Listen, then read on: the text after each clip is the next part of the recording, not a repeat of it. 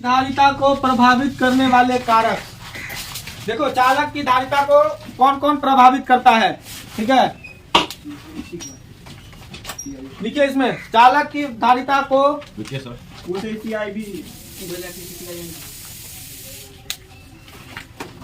चालक की धारिता को प्रभावित करने वाले 3 कारक हैं। फिर से बोलिएगा। चालक की धारिता को प्रभावित करने वाले 3 कारक हैं। चालक की धारिता को प्रभावित करने वाले 3 कारक हैं। पहला 1 नंबर में लिखिएगा प्लेट एरिया, मतलब अनुप्रस्थ क्षेत्रफल।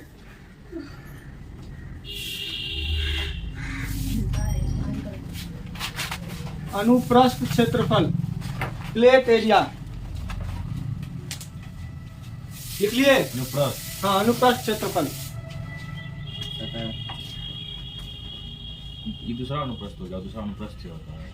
अनुप्रस्थ अनुप्रस्थ और अनुप्रस्थ में अंतर है।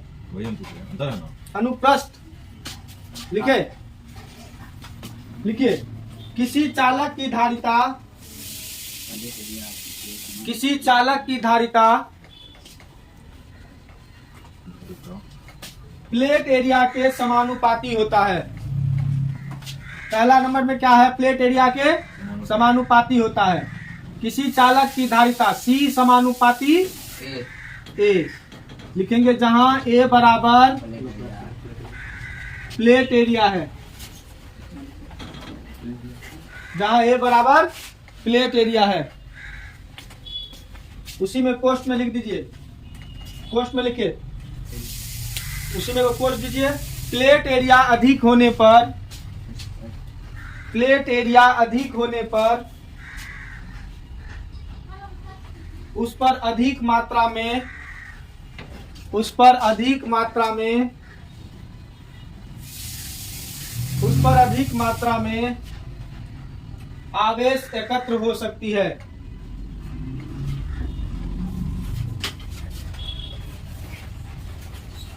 जिससे उसकी कैपेसिटी बढ़ जाएगी, जिससे उसकी कैपेसिटी बढ़ जाती है, जिससे उसकी कैपेसिटी बढ़ जाती है। जिससे कैपेसिटी का हिंदी क्या होगा, धारिता, धारिता बढ़ जाती है।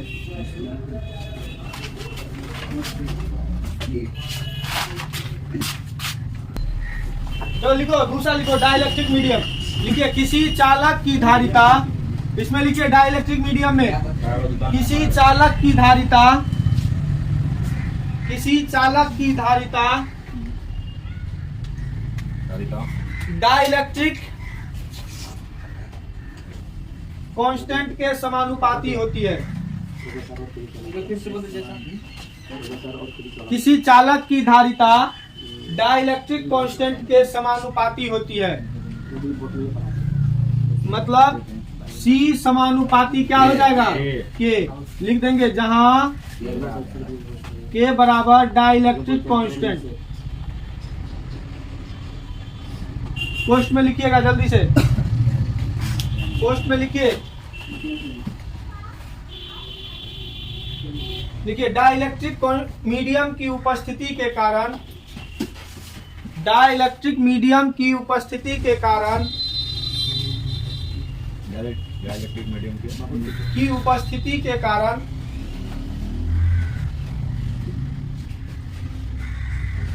किसी चालक की धारिता,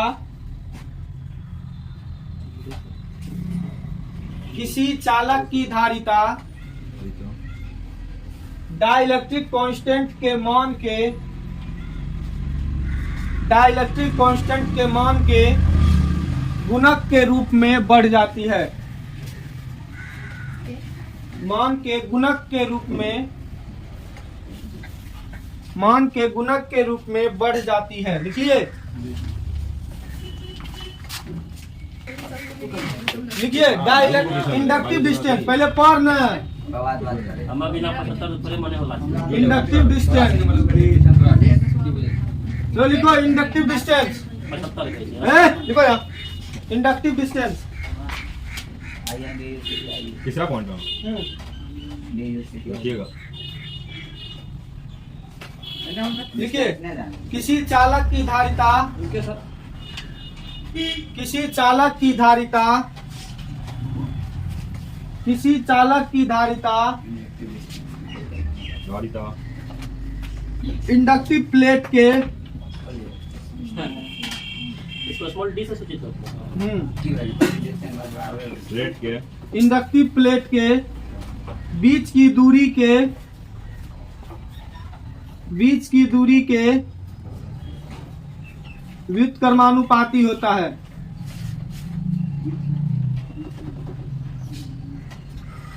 व्युत्क्रमानुपाती होता है। सर 2 लाइन दिए। दोनों प्लेट के बीच की दूरी के, दोनों प्लेट के बीच की दूरी के व्युत्क्रमानुपाती होता है। मतलब C जो होगा वो यूनिवर्सली प्रोपोर्शनल किसका होगा? D का। इंडक्टिव डिस्टेंस का। ठीक है ना? लिखेंगे जहां D बराबर फिगर कहीं इंडक्टिव डिस्टेंस। सर पहले इसको तब फिगर बनाना। लिखिए, देखिए गोलीय चालक की धारिता कैसे होगा, इसको समझने के लिए सबसे पहले एक कंडक्टर ले लेते हैं जो कैसा होता है? गोलाकार। ठीक है, गोलाकार है तो गोले की कुछ ना कुछ तो त्रिज्या तो होगा, और इसकी त्रिज्या को क्या मान लिए हम लोग? आर मान लिए। और इस पर हम लोग क्या कैपेसिटी कैसे होता है? इस पर आवेश आएगा जी आवेश जैसे आएगा तो इसका विभव क्या होगा? बढ़ेगा। अपने आप इंक्रीज करेगा। जी। तो इसकी कैपेसिटी कितनी होगी ये निकालना है हमको। यदि फिगर हो गया ना? हाँ, यदि Q बराबर आवेश, सही बात है, जी V बराबर विभव, R बराबर त्रिज्या कंडक्टर की त्रिज्या, कंडक्टर की त्रिज्या, तब चालक का विभव, तब चालक का विभव चालक का विभव। इस पर विभव भी कितना हो जाएगा? V का फॉर्मूला क्या होता है? Q by 4πε0 into R। अब टोटल कैपेसिटी ऑफ कंडक्टर, अब कंडक्टर क्या होगा? C बराबर क्या होता है? Q by V।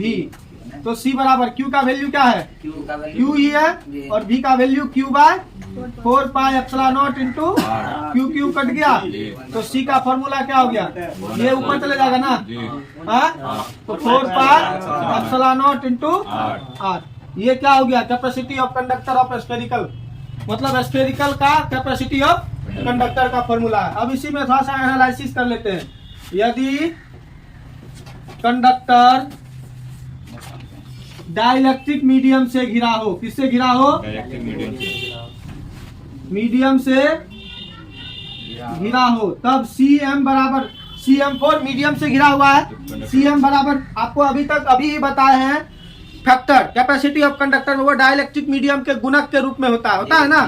तो K इंटू क्या हो जाएगा? Capacity of conductor. तो ये किसके लिए है?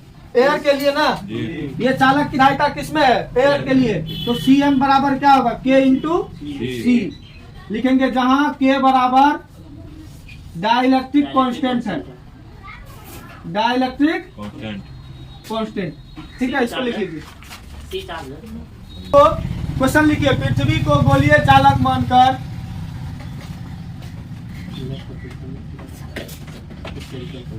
लिखो, पृथ्वी को गोलीय चालक मानकर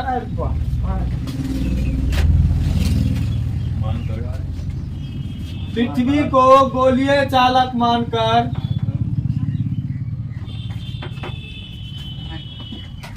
गोलीय चालक मानकर उसकी धारिता ज्ञात करें, उसकी धारिता ज्ञात करें। ठीक है, पृथ्वी को क्या चीज मानकर? गोलीय चालक मानकर उसकी धारिता ज्ञात करें। तो पृथ्वी की इसका सॉल्यूशन क्या होगा? तो उसमें त्रिज्या चाहिए। तो पृथ्वी की त्रिज्या कितना होता है? The radius of the radius of earth is equal to क्या होता है? 6400 किलोमीटर। कितना है रेडियस? पृथ्वी की त्रिज्या कितनी है? 6400 6400 किलोमीटर। इसको कितना से, यह किलोमीटर में न है, इसको मीटर में ले जाना पड़ेगा, तो कितना से गुना करना पड़ेगा? 6400 गुना 100 के 1000 से, 1000 से, तो यह क्या हो जाएगा? 64 पर 50। इसको क्या लिख सकते हैं? 64 गुना 10 पे पावर 5 मीटर लिख सकते हैं इसको। अब चालक की धारिता, अब चालक की, अब ये चालक कौन है? पृथ्वी है न रे। चालक की धारिता क्या होता है? C बराबर क्या होता है? 1/4 pi epsilon not into R, ये होता है। तो यहाँ देखिए 4 पाई एप्सिलॉन नॉट का वैल्यू क्या होगा? हम लोग क्या जानते हैं? 1/4 पाई एप्सिलॉन नॉट का वैल्यू होता है 9 गुना 10 पे पावर 9। अब ये देखिए यहाँ पर उल्टा है, तो ये वैल्यू भी क्या हो जाएगा? उलट जाएगा। तो 4 पाई एप्सिलॉन नॉट का वैल्यू 1/9 गुना 10 पे पावर 9 ऊपर जाएगा तो क्या होगा? सब में -9 होगा। इसका वैल्यू क्या पुट करेंगे? 1 × 10⁻⁻⁹ करेंगे ना, ये ऊपर ले जाएंगे तो 1/9 गुना 10 पे पावर 9, ये हो गया। ये हो जाएगा गुना 64 गुना 10 पे पावर 5, तो 64 बट्टा क्या हो जाएगा? -4 होगा ना। ये -9 जोड़ 5 -4। अब देखिए इसको भाग करने पर क्या आता है? 7.11 गुना 10 पे पावर 4। अब ये पॉइंट को उठा करके इधर लाएंगे तो कैपेसिटी ऑफ कंडक्टर हो जाएगा 10 पे पावर -6 फराड। ये किसमें बदल जाता है? फराड में। तो ये 711 10⁻⁻⁶ को क्या कहते हैं? माइक्रो कहते हैं ना। तो capacity of earth, capacity of earth तो क्या होता है? 711 माइक्रो कूलम। ये ऑब्जेक्टिव में क्वेश्चन पूछता है, माइक्रो फराड होगा।